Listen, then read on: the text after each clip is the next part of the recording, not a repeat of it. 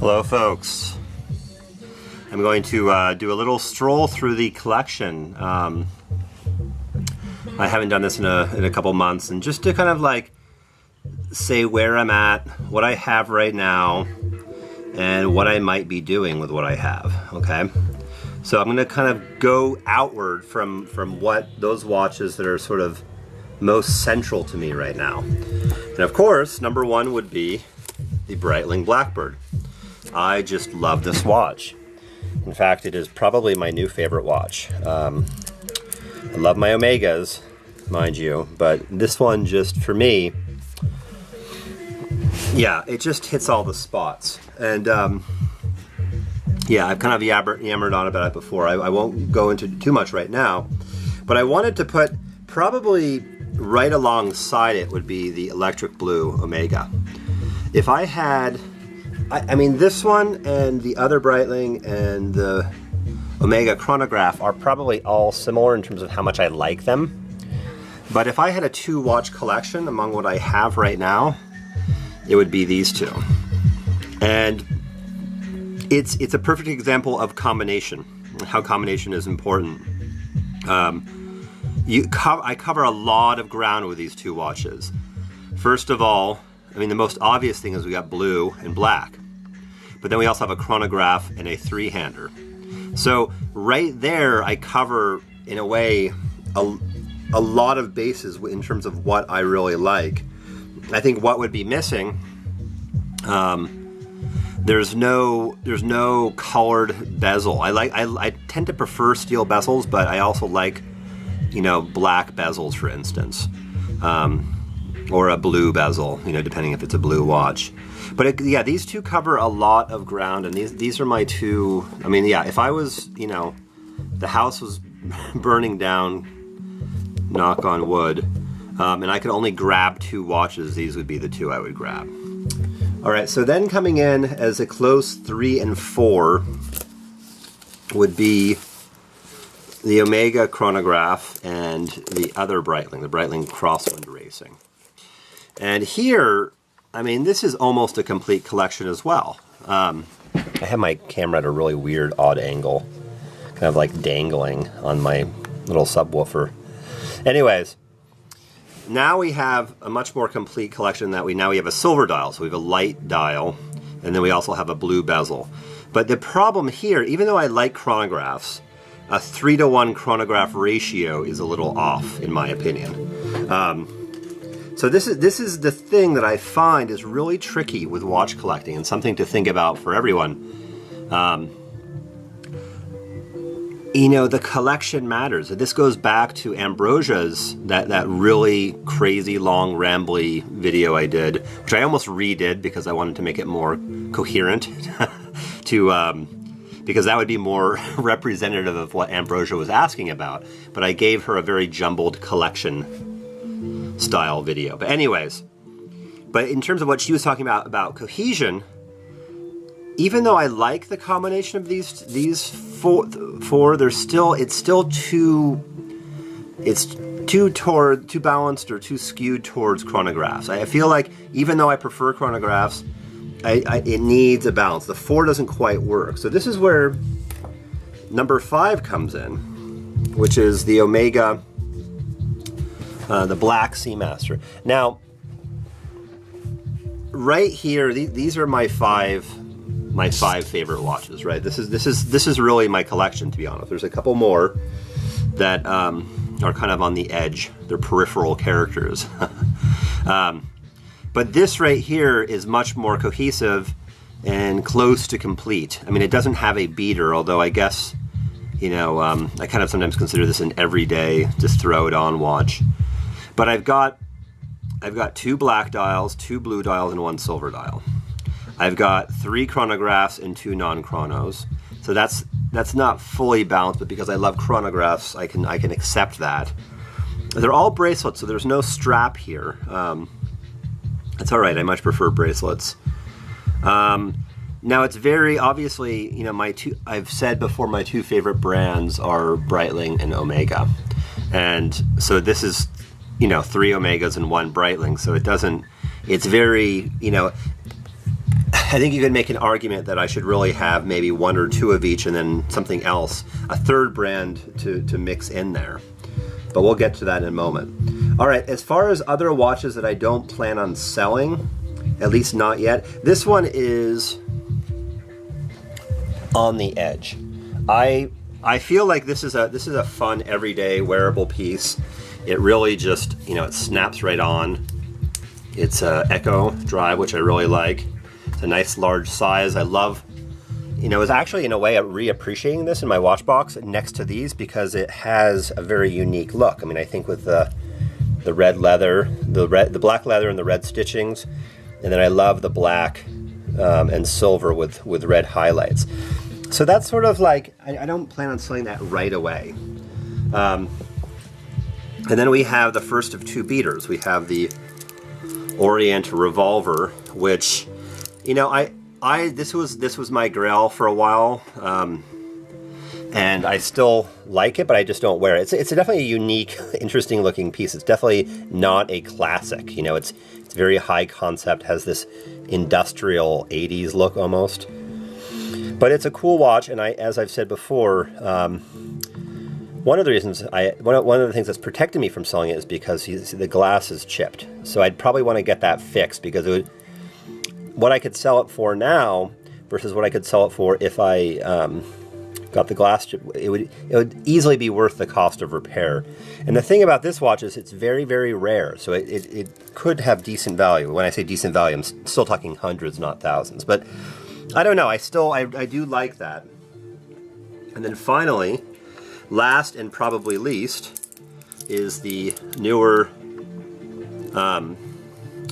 Black Monster, which is just, you know, a fun beater dive watch. You know, if you really like dive watches, one of the Seiko Monsters is nice to have. So interestingly enough, I have a sort of, I have like an array of Swiss watches, and then I have the three big Japanese brands. I have Citizen, Orient, and Seiko. So those are the watches that I plan on keeping for the time being. Of the ones I'm going to sell, well, first of all, we have the Hamilton Railroad. I do really like this watch, and I'd probably wear it more often if I wasn't pretty sure I was going to. I want to keep it in really good shape. Actually, this is PVD coated, and it's really good quality PVD. I've been very impressed with this. And the other nice thing is that it's on a leather strap. So one of the things I found with the PVD coating, usually it scuffs off on the bracelet. You know, they're really cheaper. The ones, you know, Seiko and Orient use kind of crappy PVD coating, but this is you can just tell it's really thick. It's really lathered on, almost like a lacquer. So this is a watch that, you know, I'm looking at, I'm like, wow, that's a cool looking watch. Why am I selling this? What's wrong with me? But I'm not going to be wearing it much. I mean, it's definitely a nice watch. It's a little big. So that one's for sale. If anyone's interested, let me know. I think I'm gonna go for trying to get about 900 for it, but we'll see. I don't know if the market seems to be pretty dead right now. And then the Oris Diver's Date, which again I'm looking at, I'm like, do I really want to sell this watch? This was my first quote-unquote real Swiss watch. You know, some people wouldn't consider it. It's a real, I mean, both of these are what I call tier 3 watches. They're very clearly tier 3. You're getting a step up with these watches from the tier 2 Seikos and Orients. This is a kind of upper tier 2. This is definitely a 2+ versus just 2. So this is it, but I feel like as much as I like this Oris, I'm not wearing it. It's just not getting worn. I put it on every once in a while, but it's a comfortable watch. I like it. But yeah, it's a cool watch. It definitely stands out as unique. So maybe, I don't know. I'm not gonna rush to sell that one. And then of course the one that I have been trying to sell but is getting very little interest for whatever reason is the Orient Saturation Diver. To me, this is probably one of the best dive watches you can get for under $1,000. They retail for about $1,000 now, as far as what you know, going to a gray market shop, you can get these for about $1,000. Really nice quality. I mean, I think it's comparable to the Oris. It doesn't quite have those subtle European Swiss stylings, but it's a big watch though, and that's one of the reasons I've wanted to sell it, is because it's just a little too big for my wrist. And I had my day with this. It's a nice watch. So that is that. These are the 11 watches that are in my box, including the 5 sort of inner circle ones, and then these 3 sort of complementary Japanese pieces, and then the 3 that are for sale. So where to from here? Well, I want to sell these 3, so let's just get rid of these for now. They will, eventually I will sell them. Eventually, you know, one way or the other. I'm gonna get you. I'm gonna get you one way. Remember that? Was that the 80s or late 70s? I can't remember. So those 3 will sell.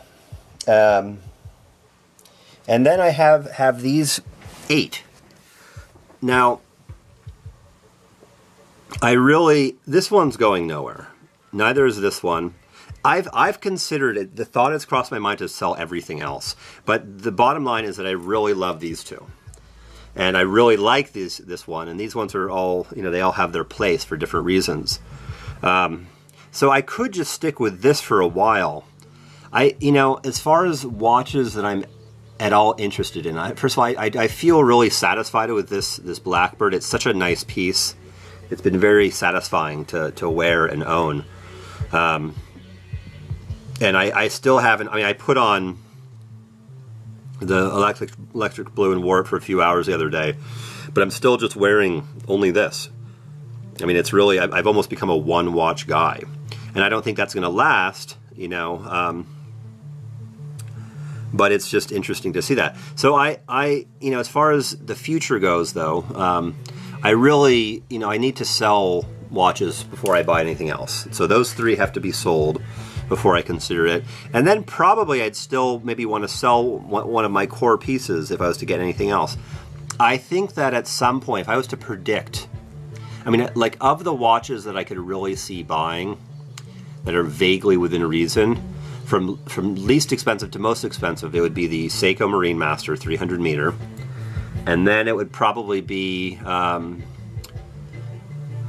it's not really less expensive. And then the other 2 would be a Breitling Navitimer and an Omega Planet Ocean.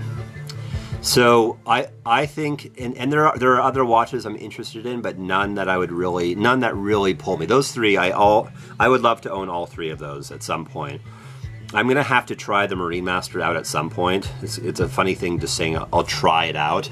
It's an easy watch to sell, which is nice. But yeah, I could, one thing that's crossed my mind is eventually selling this Omega Quartz to fund the Marine Master. It wouldn't quite get me there. I could probably sell this for about $1,200. That's about what the Quartz rate is. Maybe a little bit more. It's got a couple little flaws that are pretty minor. There's a teeny, I bought it with this way, so I got it a little bit less than the going rate. There's a teeny, barely noticeable little mark there.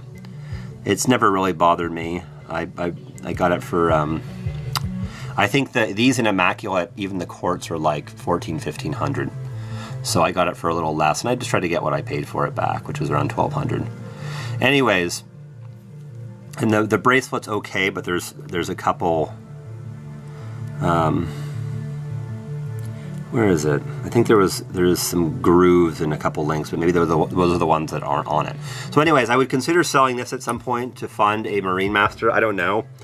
And as far as a Planet Ocean goes, I don't know. That's a big purchase, and I probably will hold off on that for a while. I really want to go investigate them a little bit more. I've never actually put one on my wrist. I want to see what they feel like on my wrist. And then the Breitling Navitimer, and I'm not really in a rush for that. I just know that at some point I'm going to own a Breitling Navitimer and probably a Planet Ocean. And beyond that, like, you know, I think there's some like long-term grails that I would like to. I want to look more into some of I definitely agree with TGV that Blancpain of the really hot horology watches is just a great underappreciated brand. Breguet also, but I'm really not in a place where I'm gonna look at Blancpain or Breguet seriously. I'm thinking more like, you know, my 50th birthday type thing. But yeah, so anyways, that's the state of the collection. I'm pretty. This is the 8 watches that are sort of in my collection. I'm not even saying rotation because I don't really wear these two unless I'm doing work. And even then, I guess it's because, I mean, it just tells you how little work, physical labor I do.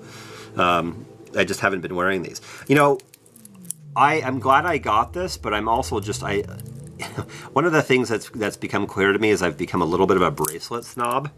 And I like the look of this. I think it really suits it visually. But the quality of the bracelet, it's fine for a tier 2 watch. But one of the things, and I've said this before, but one of the things that really differentiates tier 3 from tier 2, and certainly tier 3 and up, is the bracelet. This Oris, this is a tier 3 watch, and this bracelet is just on a different level than this. This is actually a pretty good bracelet. It's not as good as the Oris, but it's definitely a step up from the Seiko. But yeah, it's hard to go back to, you know, the lower quality bracelets. And particularly after owning these Omegas, the Omega bracelets are just unbelievable. They're so buttery. I haven't worn this thing. I wore this for a couple weeks straight when I was in England. I haven't worn it since much, because when I came back, I got really into the Breitling Crosswind, and then since I've been wearing this one. But boy, how could I ever even think of selling this thing? So as far as long term, I think these 3 are really long-term keepers. I don't really see selling these. This one, most people prefer this, and I prefer it. But you know, a silver dial Breitling Crosswind is a pretty cool thing. I was really wearing the shit out of this one for a while. But the Blackbird, it just takes it up a notch. It's just more refined in a lot of subtle ways.